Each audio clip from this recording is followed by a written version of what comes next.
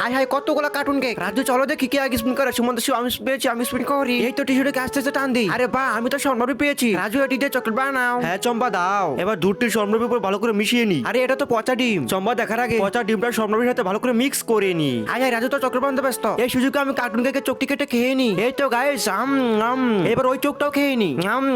Yummy লাগতেছে। এবার কেকটিতে একটু স্প্রে দিয়ে দিই। আরে এটা তো বোঝা যায়। এবার কি করি আইডিয়া। কেকটিতে দুটো নকল চক লাগিয়ে দিয়েই তো হয়ে গিয়েছে। তোমরা কিন্তু রাজুকে বলবা না। রাজু চলো আবার স্পিন করি। সুমন্ত শিব আমি পেয়েছি, আমি স্পিন করি। এবার আমি টিস্যুটাকে আস্তে আস্তে টানি। এই তো রাজু আমি কার্টুন কেক পেয়েছি। হ্যাঁ চম্পা দাও। আজকে তো আমি তোমার জন্য অনেক সুন্দর চকলেট বানাবো। তার আগে কেটে কুচি কুচি করে কেটে স্বর্ণবীর সাথে ভালো করে মিশিয়ে নি। গাইস আমি চম্পার জন্য চকলেট তৈরি করতে করতে তুমি যদি হিন্দু হয়ে থাকো তাহলে ভিডিওটিতে একটি লাইক করে দাও। আর যদি তুমি মুসলমান হয়ে থাকো তাহলে ভিডিওটিতে লাইক করে চ্যানেলটিকে সাবস্ক্রাইব করে দাও। আর কমেন্ট মুজি কমেন্ট করো, তাহলে আমি বুঝবো তোমরা অনেক বেশি চকলেট পছন্দ করো। তো ফাইনালি আমার চম্পার জন্য চকলেট করে কমপ্লিট। এই চম্পা চকলেট নাও।